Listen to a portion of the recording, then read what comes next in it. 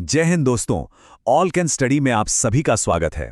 आज हम बात करने वाले हैं भारत की समुद्री ताकत में जुड़े एक बिल्कुल नए अध्याय के बारे में। एक ऐसा अध्याय जिसका नाम है आईएनएस अरिधमन। देखिए, ये सिर्फ भारत की तीसरी न्यूक्लियर सबमरीन नहीं है, बल्कि हमारे देश की सुरक्षा का एक बहुत ही मजबूत कवच है। तो चलिए जानते हैं कि ये पनडुब्बी इतनी खास क्यों है। तो जैसा मैंने कहा, भारत को अपनी तीसरी परमाणु पनडुब्बी आईएनएस अरिधमन मिल गई है और इसके साथ ही देश की समुद्री शक्ति, आप कह सकते हैं, एक नए लेवल पर पहुंच गई है।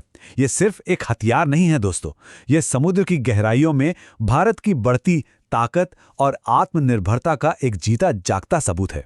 तो सवाल ये उठता है कि इस एक पनडुब्बी के आने से इंडियन नेवी के लिए असल में क्या बदल गया है, इसका स्ट्रैटेजिक इंपॉर्टेंस कितना बड़ा है।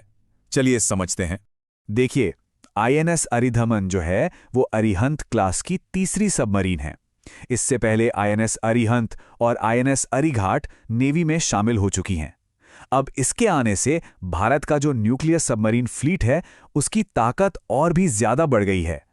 लेकिन अरिधमन में ऐसा क्या है जो इसे इतना स्पेशल बनाता है? चलिए अब जरा इसकी उन जबरदस्त ताकतों को समझते हैं जो इसे एक बहुत बड़ा रणनीतिक हथियार बनाती हैं। इसकी सबसे बड़ी ताकत है इसका अदृश्य होना। जी हां, इसकी स्टेल्थ कैपेबिलिटी, मतलब ये दुश्मन के सोनार से बचकर समंदर में एक खामोश शिकारी की तरह घूम सकती है और बिना कोई सुराग दिए अपने मिशन को पूरा कर सकती है। इसकी ये खामोशी ही इसका सबसे बड़ा हथियार है। दूसरी खास बात, अरिधमन न्यूक्लियर पावर से चलती है और यही चीज इसे लगभग अनलिमिटेड स्टैमिना देती है। इसे बार बार फ्यूल के लिए सतह पर आने की जरूरत ही नहीं पड़ती।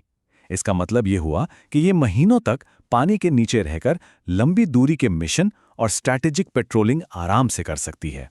लेकिन बात सिर्फ छिपने की नहीं है। आईएनएस अरिधमन के सीरीज की बैलिस्टिक मिसाइलों को लॉन्च करने की क्षमता भी रखती है। मतलब मॉडर्न हथियारों से लैस ये पनडुब्बी भारत की डिफेंस कैपेबिलिटी का एक बहुत ही जरूरी हिस्सा है। इस पनडुब्बी की ताकत सिर्फ इसके हथियारों में नहीं है, बल्कि इसके बनने के तरीके में भी है। ये भारत के लिए एक बहुत बड़ी राष्ट्रीय उपलब्धि है और आत्मनिर्भर भारत का एक जीता जागता प्रतीक। जी हां, आईएनएस अरिधमन पूरी तरह से स्वदेशी तकनीक से बनाई गई है। ये आत्मनिर्भर भारत और मेक इन इंडिया कैंपेन की सफलता का एक शानदार उदाहरण है। ये दिखाता है कि भारत की अपनी डिफेंस मैन्युफैक्चरिंग कैपेबिलिटी अब एक नए लेवल पर है। और ये सफलता किसी एक की नहीं, बल्कि कई संस्थानों की मेहनत का नतीजा है। इसे एडवांस्ड टेक्नोलॉजी वेसल प्रोजेक्ट के तहत डेवलप किया गया है। इसमें defence research and development organisation यानी डीआरडीओ और भाभा एटॉमिक रिसर्च सेंटर यानी बार्क जैसी बड़ी संस्थाओं का बहुत बड़ा हाथ रहा है। चलिए अब आते हैं उस मुख्य स्ट्रेटेजिक कॉन्सेप्ट पर जहां अरिधमन जैसी पनडुब्बी भारत की बड़ी न्यूक्लियर डिफेंस पॉलिसी में एकदम फिट बैठती है। तो एक सवाल मन में आता है, ये परमाणु त्रयी या जिसे न्यूक्लियर ट्रायड कहते हैं, ये आखिर है क्या? चलिए इसे बिल्कुल आसान शब्दों में समझते हैं। न्यूक्लियर ट्रायड का मतलब होता है 3 अलग अलग जगहों से न्यूक्लियर हमला करने की क्षमता। पहला, जमीन से बैलिस्टिक मिसाइलों के जरिए, दूसरा हवा से न्यूक्लियर केपेबल एयरक्राफ्ट के जरिए और तीसरा समुद्र की गहराइयों से परमाणु पनडुब्बियों के जरिए। अरिधमन इसी तीसरे और सबसे सुरक्षित हिस्से को मजबूत करती है। और यहीं पर भारत की सेकंड स्ट्राइक कैपेबिलिटी की बात आती है। इसका मतलब यह है कि किसी भी परमाणु हमले के बाद भी भारत के पास पलटकर जवाब देने की एक गारंटीड ताकत मौजूद है। अब सोचिए, अरिधमन जैसी पनडुब्बी का पता लगाना तो लगभग नामुमकिन है, इसलिए यह जवाबी हमले की सबसे भरोसेमंद गारंटी बन जाती है। तो चलिए अब जरा और बड़े कैनवस पर देखते हैं कि इस नई ताकत का जियोपॉलिटिक्स, खासकर इंडियन ओशन रीजन में क्या असर होने वाला है। इस कामयाबी के साथ भारत अब अमेरिका, रूस, चीन, फ्रांस और ब्रिटेन जैसे दुनिया के उन कुछ गिने चुने देशों के एलीट क्लब में शामिल हो गया है जिनके पास एसएसबीएन यानी ship submersible ballistic nuclear submarine बनाने और ऑपरेट करने की क्षमता है।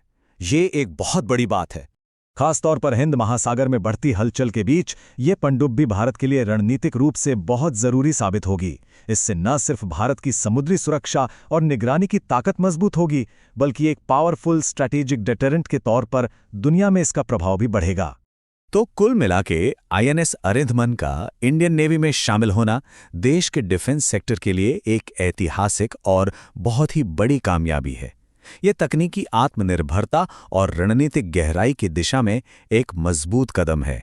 और ये हमें एक जरूरी सवाल पर लाकर छोड़ता है कि समुद्र की गहराइयों में भारत की ये जो नई ताकत बढ़ रही है, वो आने वाले समय में ग्लोबल और रीजनल पॉलिटिक्स को किस तरह से प्रभावित करेगी। ये एक ऐसा सवाल है जिस पर आने वाले समय में पूरी दुनिया की नजरें टिकी रहेंगी। ऐसी ही जानकारी के लिए सब्सक्राइब कीजिए ऑल कैन स्टडी को। चलिए नेक्स्ट वीडियो पर मिलते हैं।